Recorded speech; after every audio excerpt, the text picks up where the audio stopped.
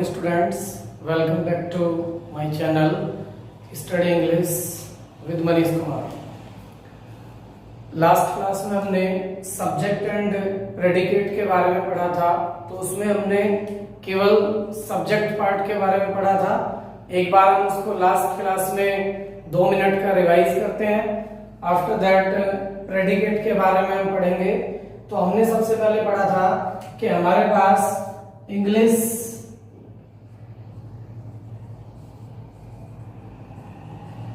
ये क्या है, एक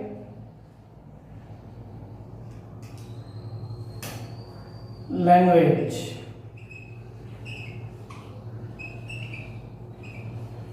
ठीक है। सबसे पहले हमें समझना है कि English is not a subject, English is a language, ठीक है। अब ये जो लैंग्वेज है इसमें हमारे कुछ लेटर्स हैं जिससे ये लैंग्वेज बनी, ठीक है। और जो लेटर्स हैं इसमें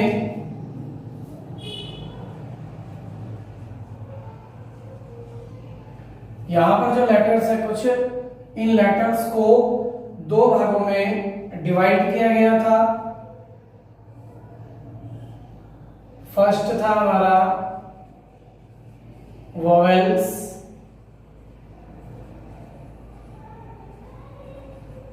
और सेकंड था कॉन्सोनेंट, ठीक है। अब अगर वॉवेल और कॉन्सोनेंट की बात करें तो यहां पर ये हमारे 5 थे, ए ई आई ओ यू, ठीक है।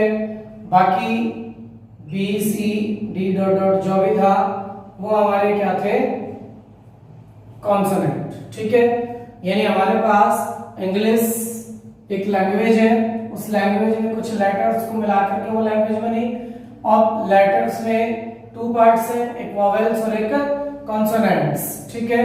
इन वॉवेल्स और कॉन्सोनेंट्स को मिलाकर के जो हमारा तैयार होता है उसको हम क्या कहते हैं, वर्ड, ठीक है। शब्द के बारे में भी हमने आपको बताया था कि उसको मिलाकर के क्या कहते हैं, वर्ड। अब मान लिया जो वर्ड है हमारा, इसमें भी अगर हम सी प्लस ए प्लस टी अगर इसको ऐड करते हैं तो क्या बनता है, कैट, जिसका कोई अर्थ है, ठीक है। ये एक अर्थ हो गया। तो इस प्रकार से जो हमारा वर्ड है वो एक मीनिंगफुल भी है, ठीक है। और अगर हम इसके कलम को उल्टा कर दें तो ये हमारा कोई अर्थ नहीं आ रहा इसका, तो ये हमारा क्या कहलाएगा, मीनिंगलेस, ठीक है। यहां तक क्लियर है सभी को। यानी इंग्लिश एक लैंग्वेज है, कुछ लेटर्स 2 पार्ट्स में, वॉवेल्स और कंसोनेंट, इनको मिलाकर के हमारे पास एक वर्ड तैयार होता है। अब हमने अगर देखें तो वर्डों को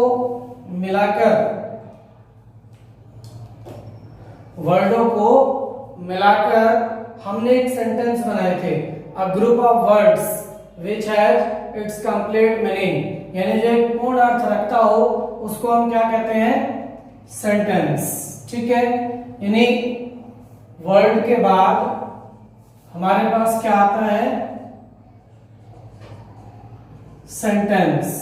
ये सब हम लास्ट क्लास में पढ़ चुके हैं, अभी मैं केवल एक रिवाइज करा रहा हूं, ठीक है। अब यहां पर सेंटेंस के भी हमने कितने पार्ट्स बताए थे, 2 पार्ट्स, ठीक है। एक था हमारा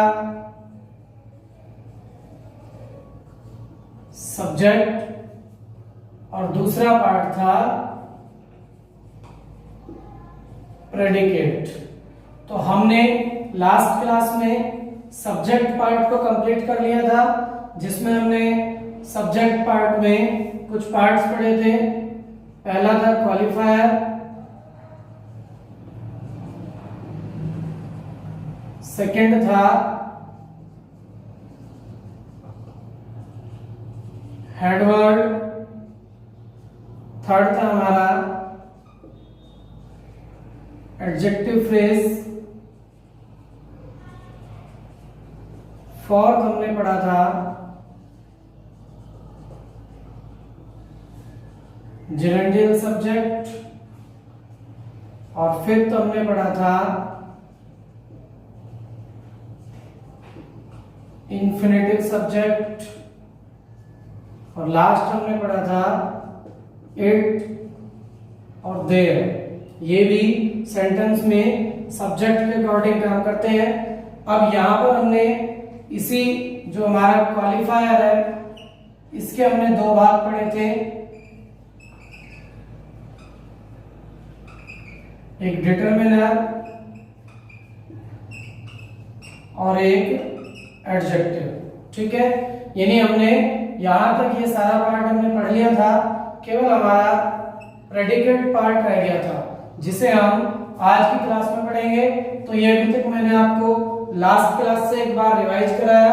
तो हमने लास्ट क्लास में ये सब पढ़ा था। सेंटेंस के हमने दो पार्ट्स पढ़े थे, एक सब्जेक्ट दूसरा प्रेडिकेट। सब्जेक्ट पार्ट में हमने सब्जेक्ट के ये सब पार्ट पढ़े थे, qualifier, head word, adjective phrase, gerundial subject, infinitive subject और इट और देयर, जिसमें इट को हमने न्यूट्रल सब्जेक्ट और देयर को इंट्रोडक्टरी सब्जेक्ट कहा था।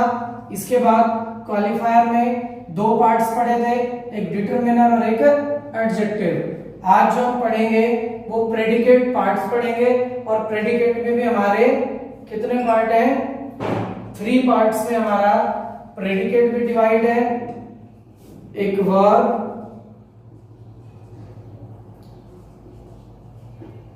नेक्स्ट है ऑब्जेक्ट और नेक्स्ट कंप्लीमेंट।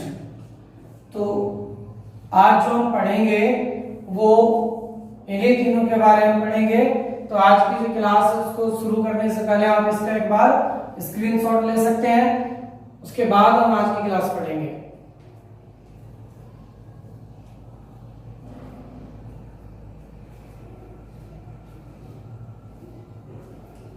ठीक है फ्रेंड्स,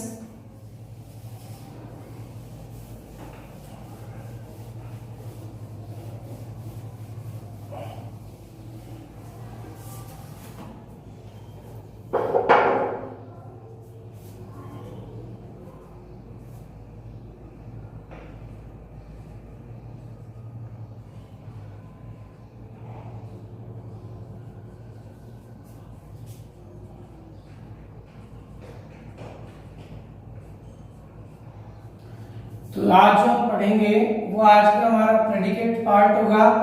ये सब्जेक्ट सेंटेंस के दो पार्ट्स थे, एक सब्जेक्ट दूसरा प्रेडिकेट। तो आज हम सेकंड पार्ट प्रेडिकेट के बारे में पढ़ेंगे।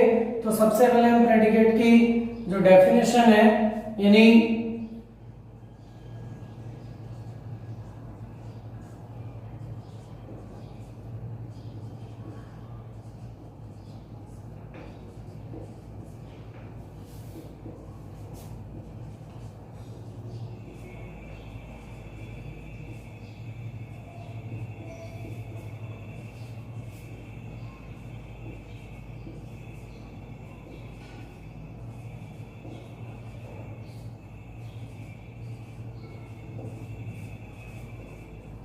ठीक है, कर्ता के विषय में जो कुछ कहा जाता है उसे हम विधेय कहते हैं। अगर बात करें तो द पार्ट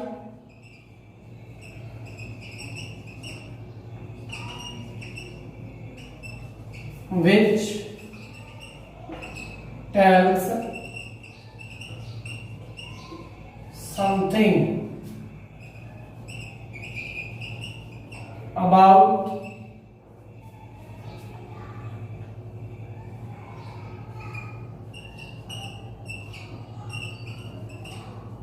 subject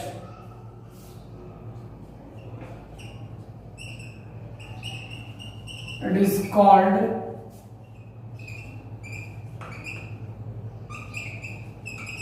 predicate। ठीक है, यानी the part which tell something, यानी वह भाग जो टेल्स समथिंग अबाउट सब्जेक्ट, कर्ता के विषय में कुछ बताता है या कहता है, इट इज कॉल्ड प्रेडिकेट, उसे हम प्रेडिकेट कहते हैं। ठीक है, अगर एग्जांपल में देखें, जैसे मोहन राइट्स अ लेटर। तो यहां पर सेंटेंस में मोहन राइट्स अ लेटर, अगर पहले हम सब्जेक्ट की बात करें तो सब्जेक्ट में हम वर्ब से पहले कौन का प्रयोग करके हम सब्जेक्ट को प्राप्त कर सकते हैं, यानी पत्र कौन लिखता है। तो पत्र कौन लिखता है, मोहन। तो मोहन जो है वो हमारा क्या कहलाएगा, सब्जेक्ट पार्ट। ठीक है, ये हमारा सब्जेक्ट हो गया।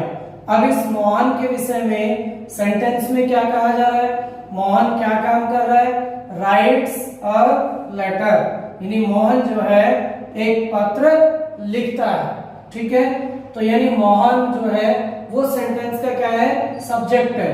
अब इसके विषय में कुछ कहा जा रहा है, क्या कहा गया, राइट्स अ लेटर। तो जो कहा गया वो हमारा सेंटेंस का क्या कहलाएगा, प्रेडिकेट।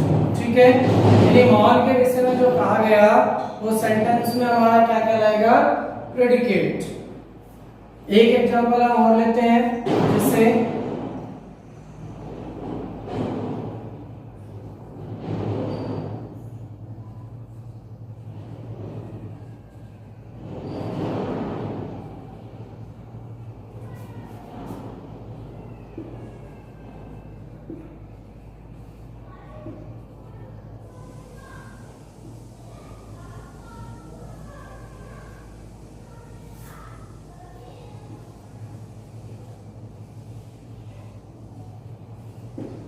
अगर हम इस सेंटेंस में देखें, a green bird sitting in the tree flew away, यानी पेड़ पर बैठा एक हरा पक्षी उड़ गया। तो यहां पर भी सेंटेंस में अ ग्रीन बर्ड क्या है, सिटिंग इन द ट्री, ये पूरा ही हमारा क्या है, subject part total. A green bird sitting in the tree. ठीक है, पेड़ पर जो बैठा एक हरा पक्षी था उसने क्या किया, फ्लू अवे, वो उड़ गया। तो यहां पर ग्रीन बर्ड के बारे में क्या बताया गया है, फ्लू अवे। तो ये जो फ्लू अवे है ये हमारा प्रेडिकेट पार्ट कहलाएगा, और ये हमारा क्या है, सब्जेक्ट पार्ट। तो एक बार हम सब्जेक्ट पार्ट में भी कुछ चीजें रिवाइज कर लेते हैं। अगर जैसे मोहन सब्जेक्ट है तो ये किस प्रकार का सब्जेक्ट कहलाएगा, मोहन हमारा यहाँ पर हेड वर्ड, मुख्य शब्द। ठीक है, मोहन जो है किस प्रकार कहलाएगा, हेड वर्ड। नीचे अगर बात करें तो अ ग्रीन बर्ड, तो ये तीनों ही सब्जेक्ट पार्ट है। सिटिंग इन द ट्री ये भी है, तो सिटिंग इन द ट्री ये भी हमारा सब्जेक्ट पार्ट है। अगर इनकी बात करें तो आज जो है वो ग्रीन से पहले प्रयोग हुआ है, यानी जब एडजेक्टिव से पहले जो वर्ड प्रयोग होता है उसको हम क्या कहते हैं, डिटरमिनर।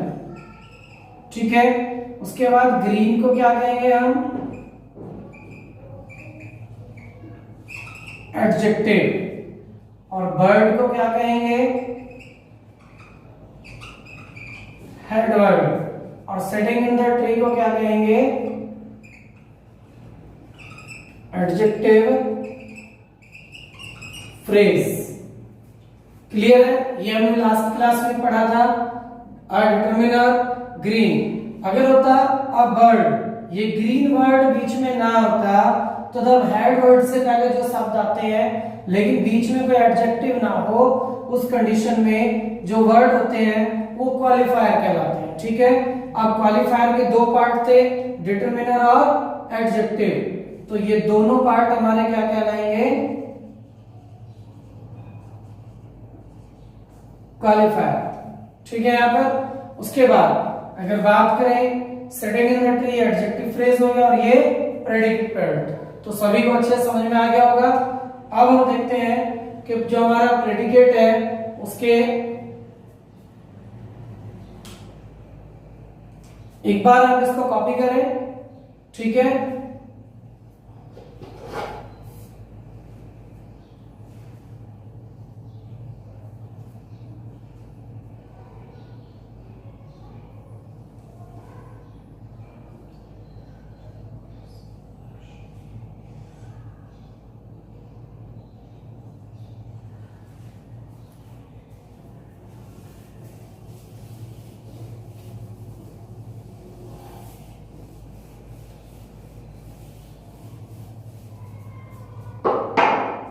यहां पर नेक्स्ट है हमारा, इसी में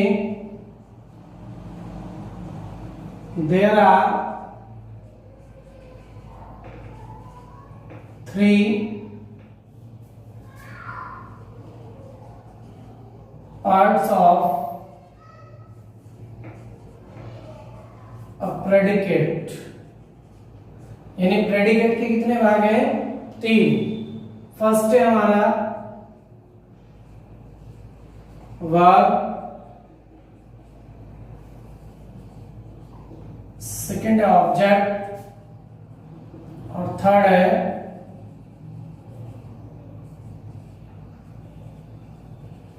कॉम्प्लीमेंट। तो अभी मैंने आपको बताया था, यानी प्रेडिकेट हमारा जो है उसके कितने पार्ट हैं? First verb, second object, third complement. ठीक है, अब हम सबसे पहला जो हमारा पार्ट है वर्ब, हिंदी में इसको क्या कहते हैं? क्रिया।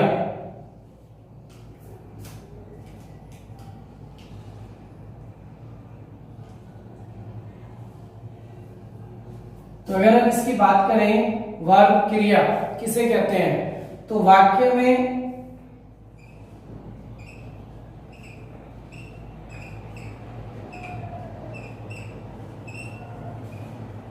जो कार्य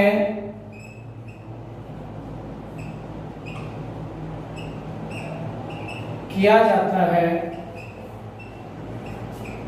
उसे क्रिया कहते हैं। ठीक है, वाक्य में जो कार्य किया जाता है उसे क्रिया कहते हैं। यानी the word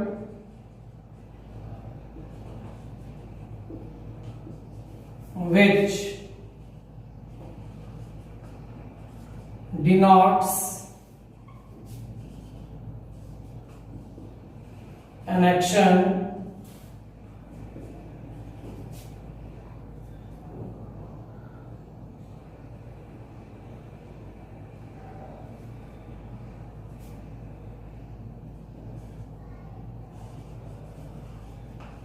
it is called a verb। ठीक है, यानी वह शब्द जो वाक्य में एक कार्य को प्रकट करता है, यह कार्य के बारे में बताता है। एक्शन, यानी जो हमारा एक्शन होता है, अगर सेंटेंस में जो भी एक्शन होता है उसको हम क्या कहते हैं? क्रिया कहते हैं। जैसे Ram is playing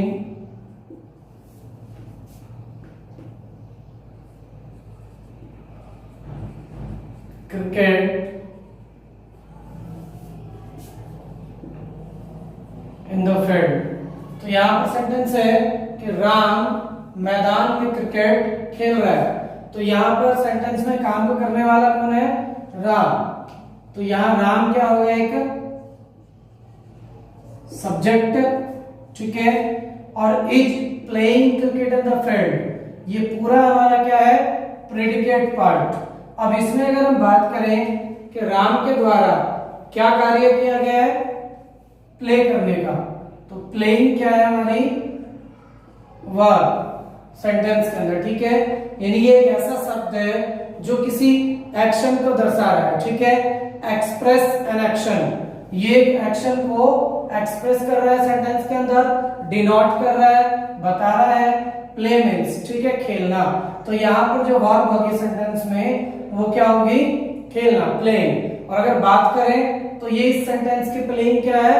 main verb. अब अगर हम वर्ब्स की बात करें तो वर्ब भी हमारे पास 4-5 तरह की हैं। जैसे लिंकिंग वर्ब है, हेल्पिंग वर्ब है, मेन वर्ब है, प्राइमरी ऑक्सिलरी वर्ब है। ठीक है, मॉडल ऑक्सिलरी वर्ब्स हैं। तो जब हम वर्ब का चैप्टर पढ़ेंगे तो ये वर्ब के बारे में हम डिटेल में वहां पढ़ेंगे। अभी केवल हमें समझना है कि वाक्य में जो काम किया जाता है उसको हम क्या कहते हैं? वर्ब, क्रिया। ठीक है, यानी वाक्य के अंदर जो एक्शन होता है उसको क्या कहते हैं, वर्ब कहते हैं। जैसे अगर बात करें तो सी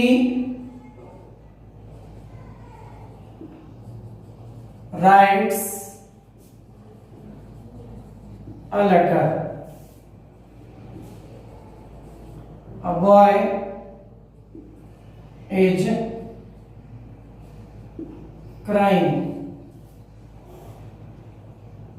ठीक है, तो ये जो हमारा राइट वर्ड है यहां पर भी सी के द्वारा क्या काम किया गया है, लिखने का। ठीक है, यानी वह एक पात्र लिखता है, तो यहां पर क्या हो रहा है, वर्ब लिखना। अ बॉय इज क्राइंग, एक लड़का रो रहा है, तो यहां पर क्या कार्य हो रहा है, रोने का। तो सेंटेंस की जो वर्ब होगी वो क्राइंग। ऐसे कहीं पे लाफिंग, जंपिंग, ठीक है, प्लेइंग, ये सभी हमारी सेंटेंस की क्या होंगी, वर्ब। इसके बाद नेक्स्ट देखते हैं ऑब्जेक्ट पार्ट। इसको एक बार कॉपी करें पहले।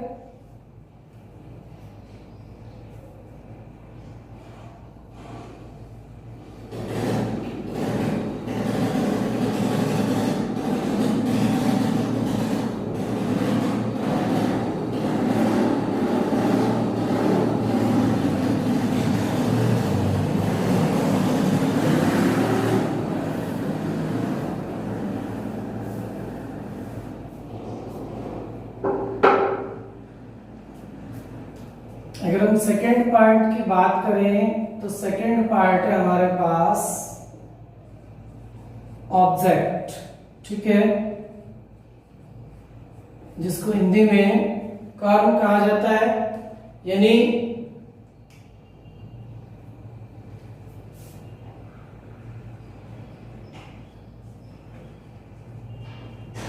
कर्ता द्वारा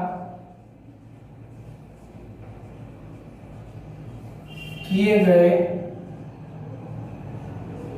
कार्य को जिस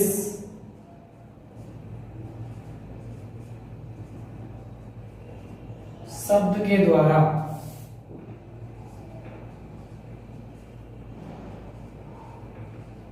प्रकट किया जाता है उसे कर्म यानी ऑब्जेक्ट कहते हैं।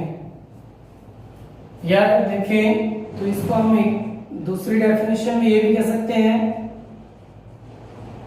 कि क्रिया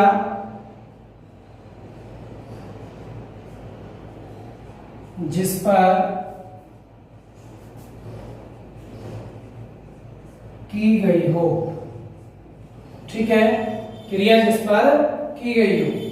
तो अगर बात करें यहां पर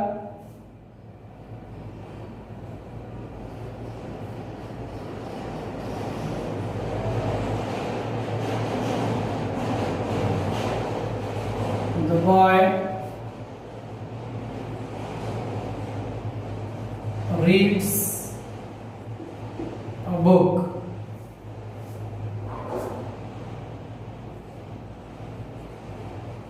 Sohan buys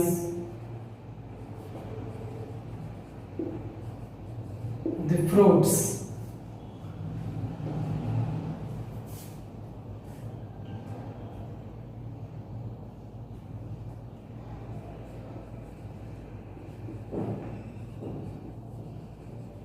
The teacher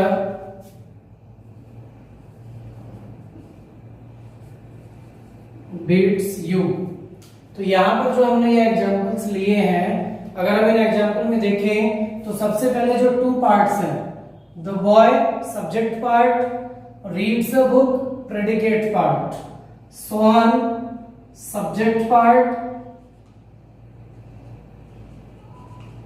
और द टीचर ये भी हमारा सब्जेक्ट पार्ट है। आगे beats you, buys the fruits, reads a book, ये दोनों हमारे प्रेडिकेट पार्ट है। अब अगर हम प्रेडिकेट पार्ट की बात करें तो हम बात कर रहे हैं ऑब्जेक्ट की।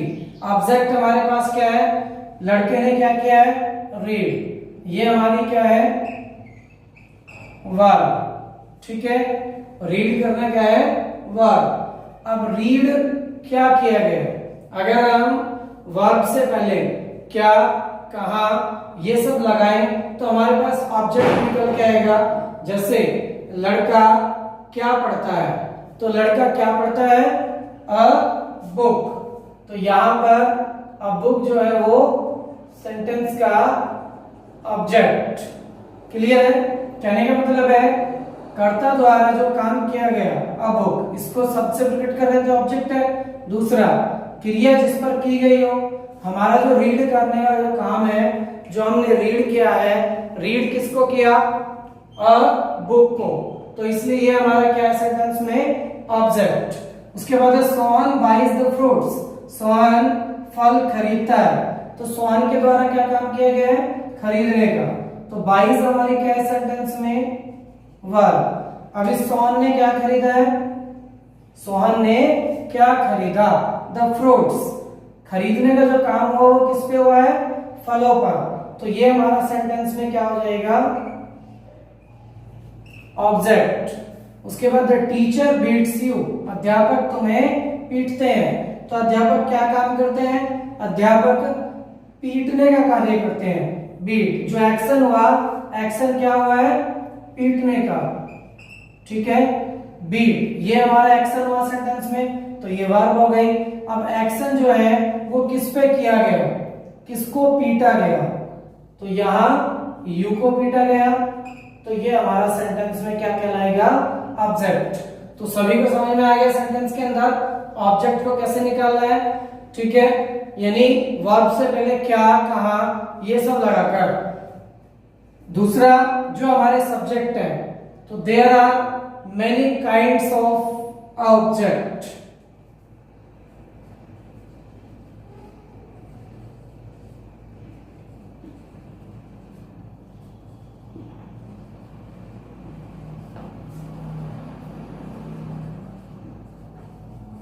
ठीक है, there are many kinds of an object, यानी अब ऑब्जेक्ट भी हमारा कई प्रकार का होता है।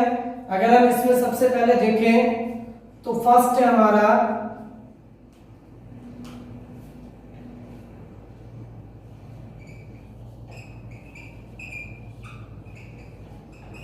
Direct object.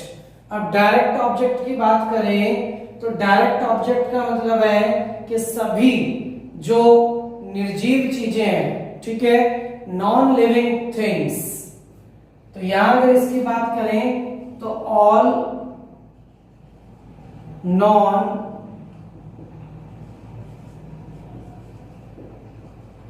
लिविंग थिंग्स, ठीक है, यानी डायरेक्ट ऑब्जेक्ट के अंतर्गत सभी निर्जीव चीजें आएंगी। कैसी,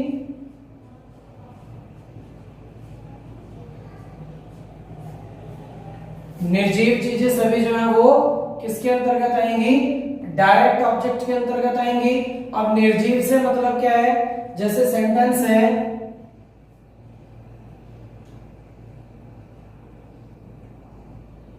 ही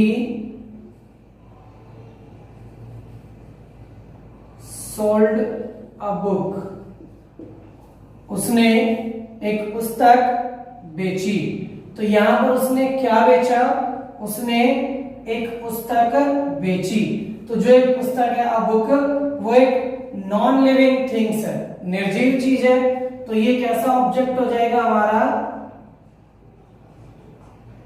डायरेक्ट ऑब्जेक्ट, ठीक है, समझ में आ गया। Direct object he sold a book, तो उसने एक पुस्तक खरीदी और बुक कैसी थी, निर्जीव, तो ये हमारा क्या कहलाएगा, डायरेक्ट ऑब्जेक्ट, यानी जितनी भी निर्जीव चीजें, जैसे आई प्ले फुटबॉल, मैं फुटबॉल खेलता हूं, तो यहाँ पर फुटबॉल क्या है सेंटेंस में, एक ऑब्जेक्ट है, तो फुटबॉल एक निर्जीव भी है, नॉन लिविंग थिंग, तो फुटबॉल डायरेक्ट ऑब्जेक्ट के अंतर्गत आएगा, ठीक है।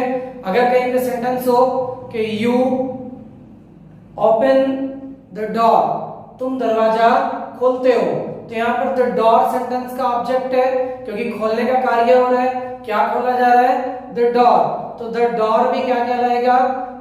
डायरेक्ट ऑब्जेक्ट, क्योंकि वो भी क्या है? Non living things. तो यहां तक एक बार आप स्क्रीनशॉट लें या इसको कॉपी कर लें, फिर आगे देखते हैं।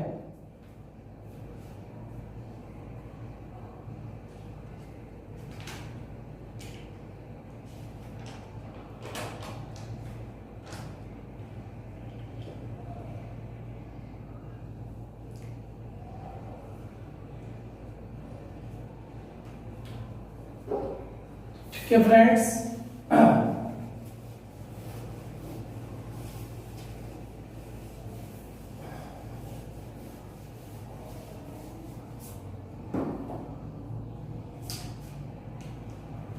इसका जो हमारा सेकंड है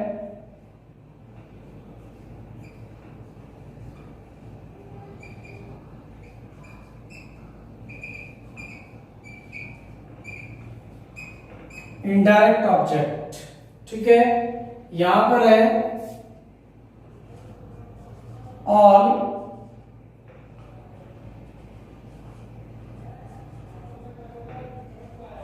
लिविंग थिंग्स।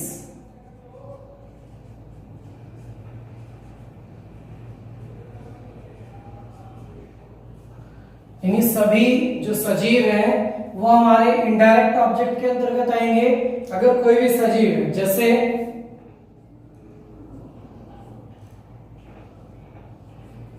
यू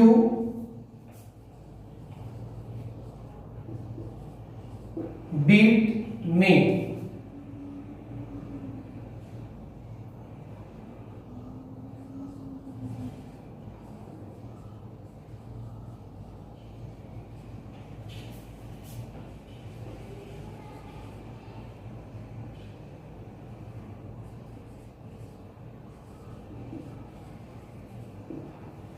तो यहां पर हमारा जो सेंटेंस है यू बीट मी, तो यानी तुम मुझे पीटते हो। तो यहां पर पीटता कौन है? तुम। तो यू क्या है सेंटेंस का? सब्जेक्ट। अब बीट मी की बात करें तो ये पूरा क्या है? प्रेडिकेट। इस प्रेडिकेट में तुम क्या काम कर रहे हो? पीटने का। तो बीट क्या है सेंटेंस की? वर्ब। उसके बाद पीटा किसको जा रहा है? मी को। ठीक है, मुझे। ये कैसा होगा? अब मी जो है पीटने वाला क्या है सेंटेंस में? एक सजीव पर्सन है। तो जब ये लिविंग थिंग है तो ये क्या कहलाएगा? Indirect object. क्लियर है सभी को पॉइंट? ठीक है, non living things direct object, living things यानी सजीव चीजें इनडायरेक्ट ऑब्जेक्ट। ठीक है, उसके बाद the student give me a pen, छात्र ने मुझे एक पेन दिया। तो यहां पर द स्टूडेंट क्या होगा? Subject. Give me a pen ये क्या कहलाएगा? Predicate part. इसमें स्टूडेंट क्या कर रहे हैं? देने का कार्य। तो ये जो गिव है ये क्या है? वर्ब। क्या दिया गया है? अ पेन। ये भी ऑब्जेक्ट है। किसको दिया गया? मी को। दोनों ही हमारे क्या है? ऑब्जेक्ट है। अब अगर बात करें तो मी क्या है? सजीव है। तो क्या कहलाएगा?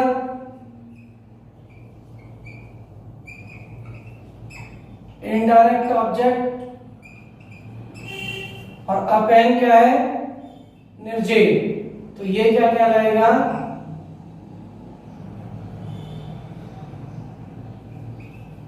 Direct object. ठीक है, एक पॉइंट और ध्यान रखना है, अगर कभी भी डायरेक्ट के बाद इनडायरेक्ट आता है या इनडायरेक्ट से पहले डायरेक्ट आता है तो उस कंडीशन में सेंटेंस में टू का प्रयोग किया जाएगा। जैसे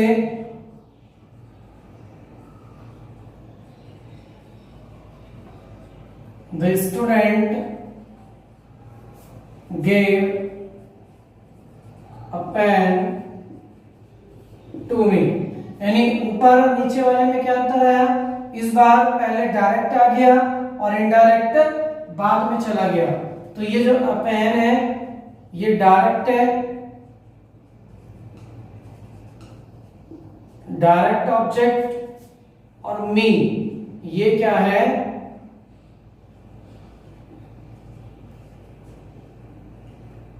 इनडायरेक्ट ऑब्जेक्ट।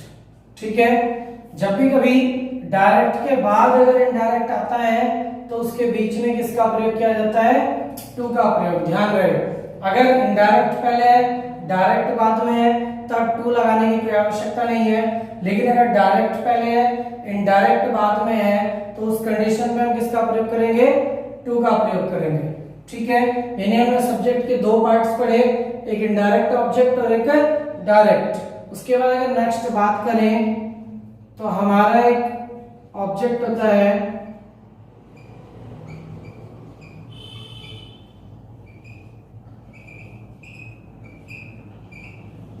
जिरेंडियल ऑब्जेक्ट। ठीक है,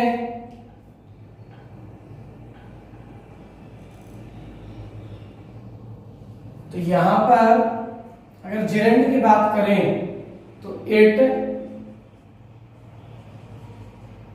does the work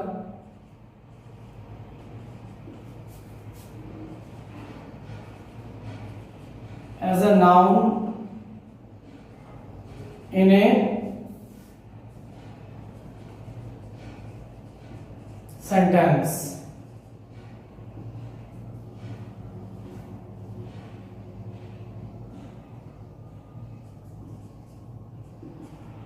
So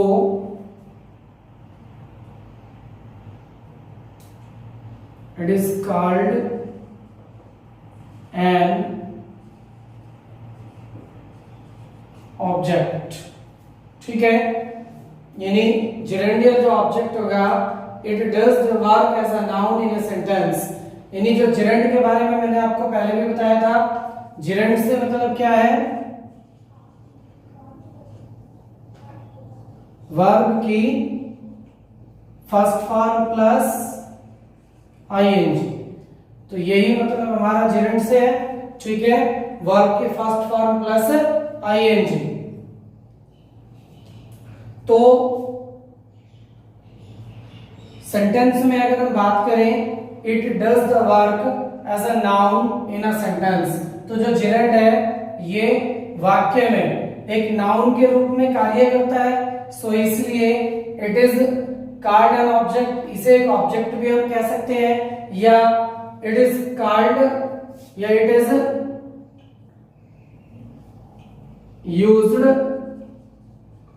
as an object. इसका प्रयोग हम एक ऑब्जेक्ट के रूप में भी कर सकते हैं। ठीक है, ऑब्जेक्ट के रूप में भी करते हैं, जैसे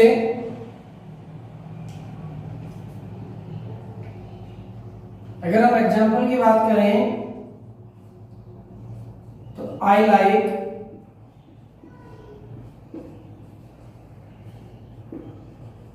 प्लेइंग, आई लाइक प्लेइंग, मुझे खेलना पसंद है। ठीक है, जैसे कि सेंटेंस है आई लाइक रीडिंग, मुझे पढ़ना पसंद है, या आई लाइक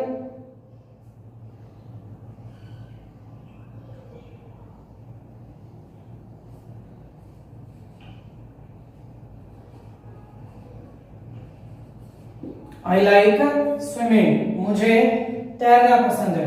तो अगर हम सेंटेंस में देखें तो आई हमारा क्या है, सब्जेक्ट, लाइक हमारा क्या है, वर्ब। अब अगर हमने पहले बताया था ऑब्जेक्ट की पहचान करने के लिए वर्ब से पहले किसका प्रयोग करना है, क्या का, यानी मुझे क्या पसंद है, प्लेइंग, रीडिंग, स्विमिंग। तो ये सब हमारे क्या कहलाएंगे, ऑब्जेक्ट। और अगर ऑब्जेक्ट की बात करें तो ये किस तरह के ऑब्जेक्ट होंगे, जेरेंडियल, क्योंकि वर्ब की फर्स्ट फॉर्म में क्या जुड़ा है, आईएनजी। जैसे कि सेंटेंस हो कि आई लाइक योर पेन, मुझे तुम्हारा पेन पसंद है, या आई लाइक दिस बाइक, मुझे यह बाइक पसंद है।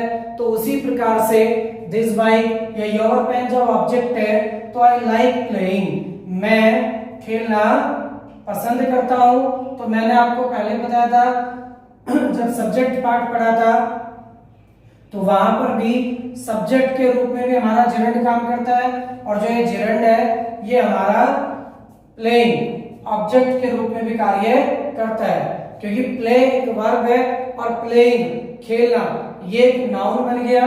तो यहाँ पर जब ये एक नाउन की तरह काम कर रहा है तो जो हमारे ऑब्जेक्ट होते हैं वो या तो नाउन होते हैं या कोई प्रोनाउन होते हैं। तो इसीलिए इस नाउन का यूज हम एज अ ऑब्जेक्ट के रूप में भी कर सकते हैं। ठीक है, क्लियर है सभी को यहां तक?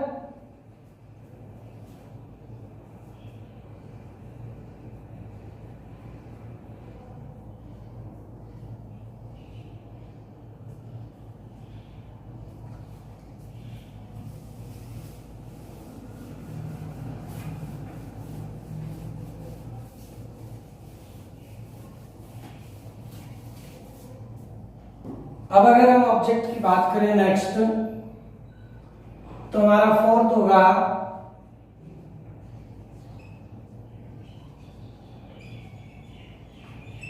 Infinitive object. ठीक है, अगर इसकी बात करें तो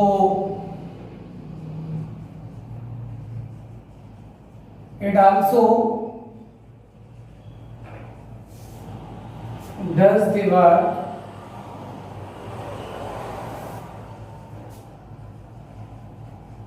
as a noun in a sentence, so it is used as an object। ठीक है, यानी यह भी जो है एक नाउन के रूप में कार्य करता है सेंटेंस के अंदर, तो हम इसका उपयोग भी एक ऑब्जेक्ट के रूप में कर सकते हैं। For example,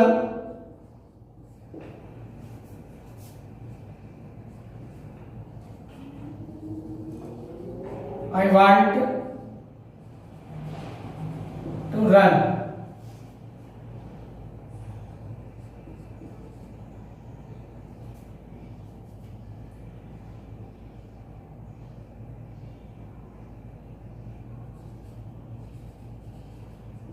He wants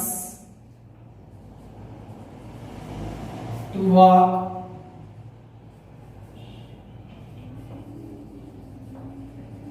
in the garden।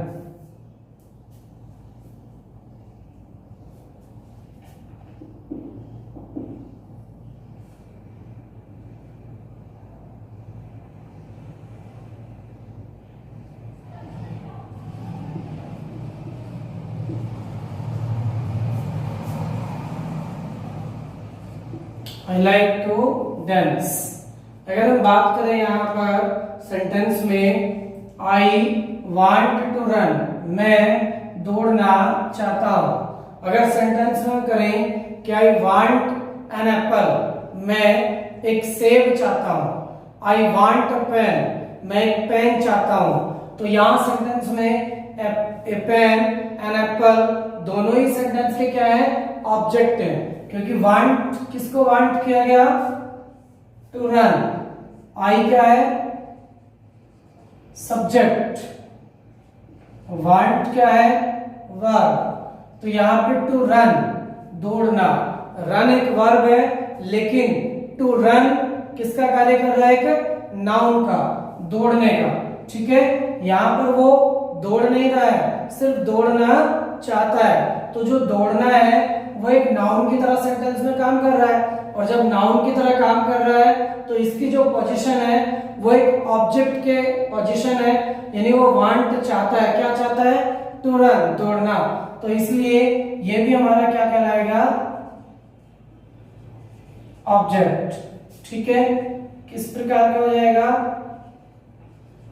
Infinitive. Clear है सभी को? नेक्स्ट है he wants to walk in the garden, वह बगीचे में टहलना चाहता है। तो he subject, wants verb to walk, want क्या चाहता है? टहलना। walking, walk एक वर्ब भी है और वाक एक नाउन की तरह भी कार्य करता है सेंटेंस में। तो जब यहाँ टू वाक आ गया तो ये किसका कार्य कर रहा है? एक नाउन का। और जब ये एक नाउन का कार्य कर रहा है तो ये यहाँ पर क्या कहलाएगा सेंटेंस में? Object, infinitive. ठीक है, ऐसे ही आई लाइक टू डांस, मुझे नाचना पसंद है। तो लाइक क्या है? वर्ब। और क्या पसंद है मुझे? टू डांस, नाचना। तो ये क्या कहलाएगा? ऑब्जेक्ट। तो यहां पर ये एक नाउन की तरह कार्य कर रहे हैं सेंटेंस में। To run, to walk, to dance, तीनों वर्ड हमारे एक नाउन की तरह जब सेंटेंस में कार्य कर रहे हैं तो इसलिए ये हमारे क्या कहलाएंगे? ऑब्जेक्ट। यहां पर एक ऑब्जेक्ट का भी काम कर रहे हैं क्योंकि लाइक क्या किया जा रहा है? To dance. वांट क्या किया गया? To walk. यहाँ पे वांट क्या हुआ? To run. तो आई होप, मैं समझता हूं कि आप अब इसे अच्छे से समझ गए होंगे। ऑब्जेक्ट के हमने 4 पार्ट थे, चारों को समझा दिया है। ठीक है, अब नेक्स्ट जो हमारा प्रेडिकेट का पार्ट आता है, थर्ड पार्ट, कंप्लीमेंट। फर्स्ट हमने पढ़ा था वर्ब, सेकंड हमने पढ़ा था ऑब्जेक्ट, और थर्ड जो हमारा पार्ट है वो है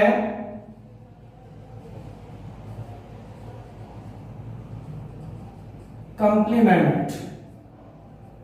इसको हिंदी में पूरक भी कहा जाता है। ठीक है, अगर हम इसकी बात करें तो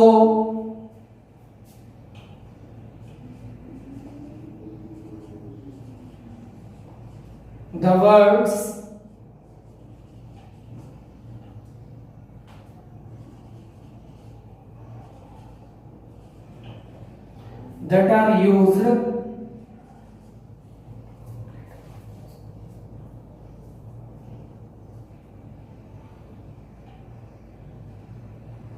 words that are used to complete a sentence in a sentence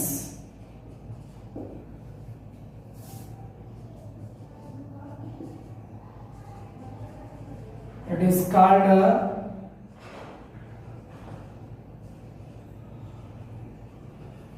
complement। ठीक है, यानी वो शब्द जो वाक्य में उसके अर्थ को पूरा करने के लिए प्रयोग किए जाते हैं वो कंप्लीमेंट कहलाते हैं। यानी ऐसे शब्द जो वाक्य के अर्थ को पूरा करने के लिए प्रयोग किए जाते हैं कंप्लीमेंट कहलाते हैं। जैसे राम इज प्लेइंग क्रिकेट। अगर हम बात करें कि Ram is playing cricket, Ram cricket खेल रहा है, तो यहां पर राम सेंटेंस में क्या है? सब्जेक्ट है। प्लेइंग सेंटेंस में क्या है? वर्ब है। और प्ले क्या हो रहा है? क्रिकेट। तो ये सेंटेंस में क्या है? ऑब्जेक्ट। और अगर ऑब्जेक्ट की बात करें तो ये कैसा ऑब्जेक्ट है? डायरेक्ट। ठीक है, ये कैसा ऑब्जेक्ट है? डायरेक्ट ऑब्जेक्ट है। उसके बाद अब हमने ये तो कहा कि राम क्रिकेट खेल रहा है, लेकिन कहीं ना कहीं तो खेल रहा होगा। तो जब अगर हम इस सेंटेंस में Ram is playing cricket in the field, यानी राम मैदान में क्रिकेट खेल रहा है, तो अगर हम बात करें इन द फील्ड की, तो इन द फील्ड लगने से सेंटेंस का जो अर्थ है वो एक कंप्लीट अर्थ हो गया। अगर आपने किसी से कहा कि राम क्रिकेट खेल रहा है तो वो पूछेगा कहाँ खेल रहा है, क्योंकि अभी सेंटेंस का अर्थ क्या है? इनकम्प्लीट है। लेकिन अगर हम सीधा बोले कि राम मैदान में क्रिकेट खेल रहा है तो उसको पता चल गया, पूछने की कोई जरूरत ही नहीं है। तो जब वो मैदान में क्रिकेट खेल रहा है तो इन द फील्ड सेंटेंस में क्या कहलाएगा?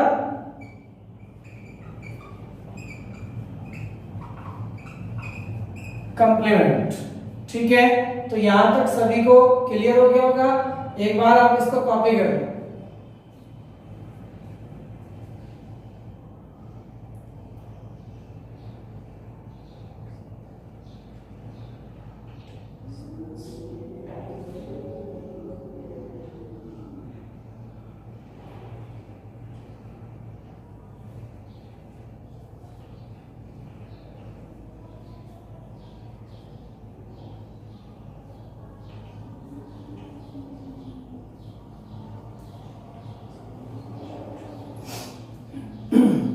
बाद अगर हम बात करें तो हमारा जो कंप्लीमेंट है वो भी टू टाइप्स,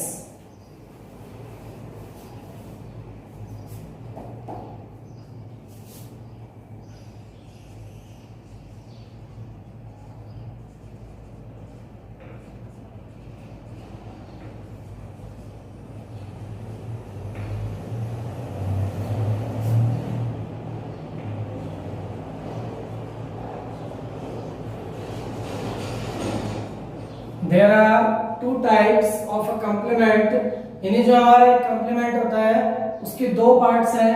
फर्स्ट है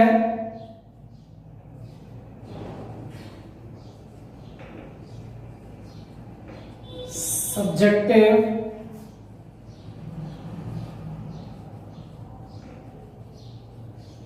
कंप्लीमेंट। तो अगर इसकी हम बात करें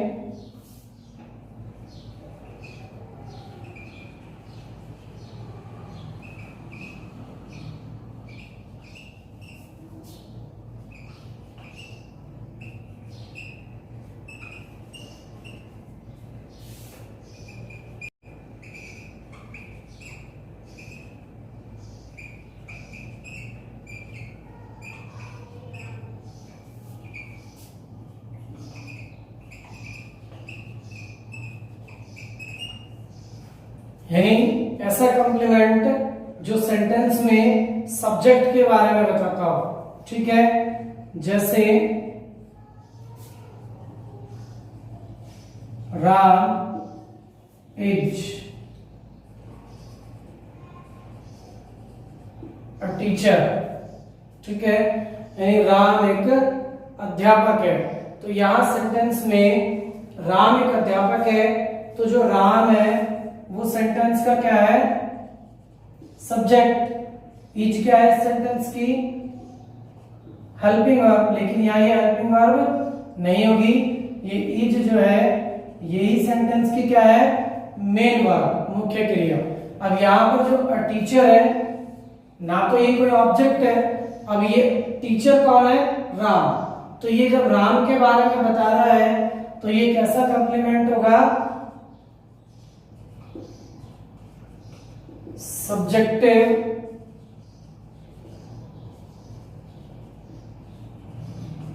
कंप्लीमेंट, ठीक है, क्योंकि ये किसके बारे में बता रहा है, राम के बारे में, तो ये हमारा सब्जेक्टिव कंप्लीमेंट होगा। उसके बाद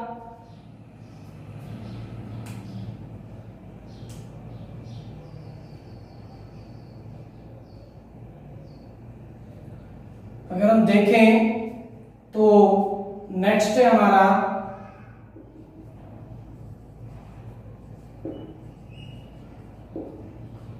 objective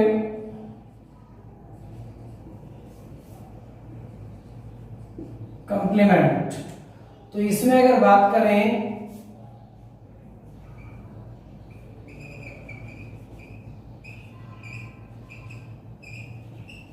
the complement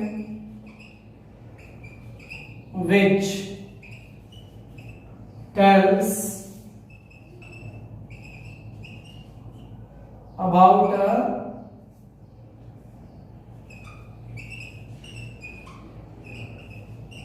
object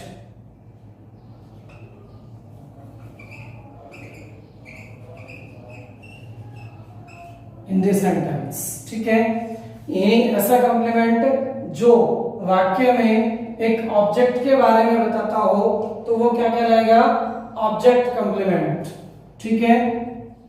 example में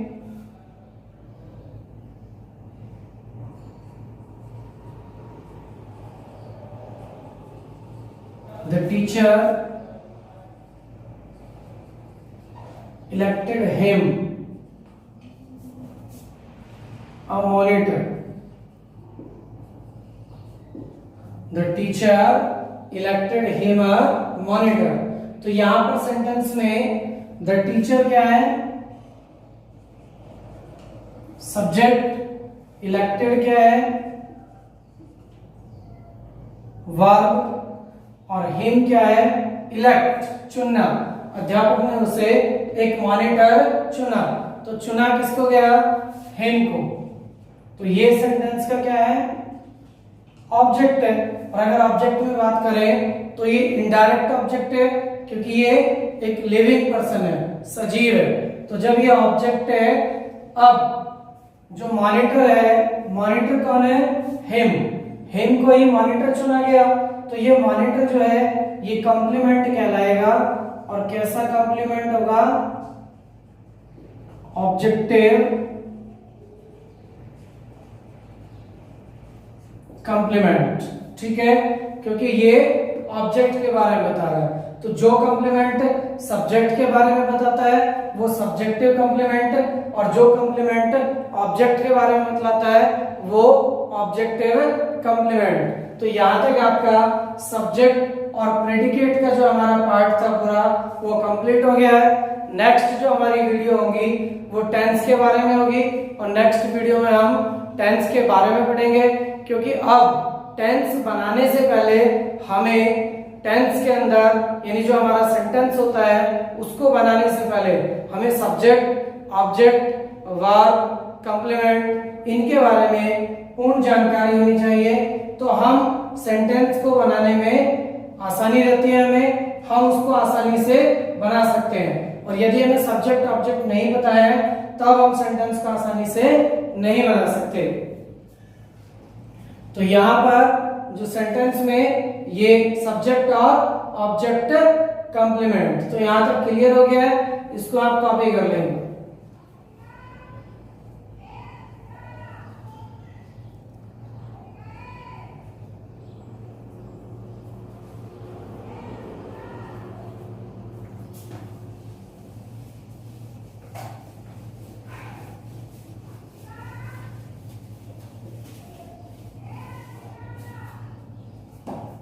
तो जो हमने आज पढ़ा, यानी एक हमारे पास सेंटेंस था, उसके कितने पार्ट्स थे, 2।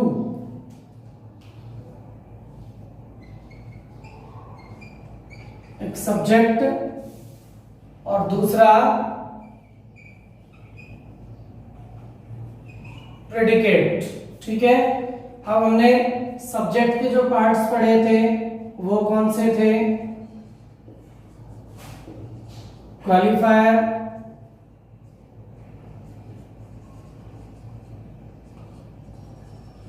हेडवर्ड,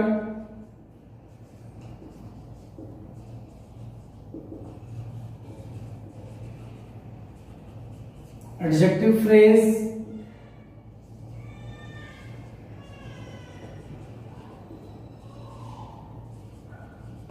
gerundial subject,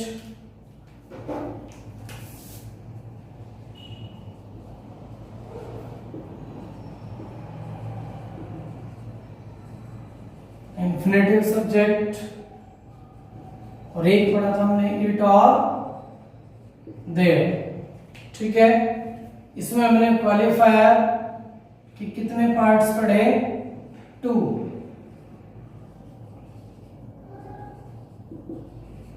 एक डिटरमिनर और दूसरा एडजेक्टिव, ठीक है। तो ये जो हमारा है ये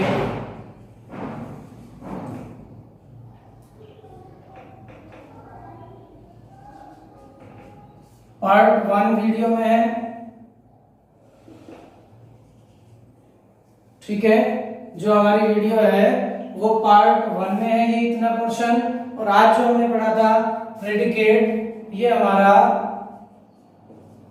पार्ट 2 की जो वीडियो होगी ये उसमें है। और इसमें हमने कौन कौन से पार्ट पढ़े थे आज, पहला पढ़ा था वर्ब, फिर हमने पढ़ा था ऑब्जेक्ट, फिर हमने पढ़ा था कॉम्प्लीमेंट। उसके बाद वर्ब में हमने कोई पार्ट्स नहीं पढ़े, ऑब्जेक्ट के हमने कुछ पार्ट्स पढ़े थे। एक था डायरेक्ट ऑब्जेक्ट,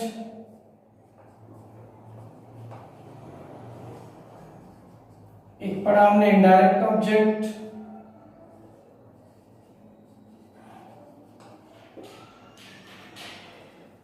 हमने जेरेंडियल ऑब्जेक्ट,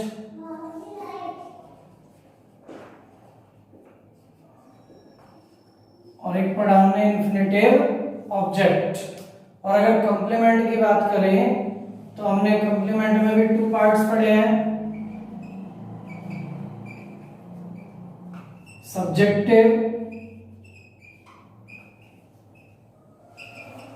और ऑब्जेक्टिव। ठीक है, तो आई होप आपने सब्जेक्ट प्रेडिकेट को अच्छे से पढ़ा होगा। वीडियो अगर आपको पसंद आती है तो उसको लाइक करें, शेयर करें और बेल आइकन को प्रेस कर लें और चैनल को सब्सक्राइब करें और अधिक से अधिक स्टूडेंट्स को ये हमारा चैनल भेजें, वीडियो भेजें और सब्सक्राइब करने के लिए बोलें। ठीक है, तो ये जो सेंटेंस के हमने 2 पार्ट्स पढ़े थे, सब्जेक्ट और प्रेडिकेट, तो ये पार्ट 1 वीडियो है, ये पार्ट हमारा उसमें है, और जो ये पार्ट 2 है उसमें हमारा ये पोर्शन होगा पार्ट 2 में। ठीक है, थैंक यू फॉर वॉचिंग।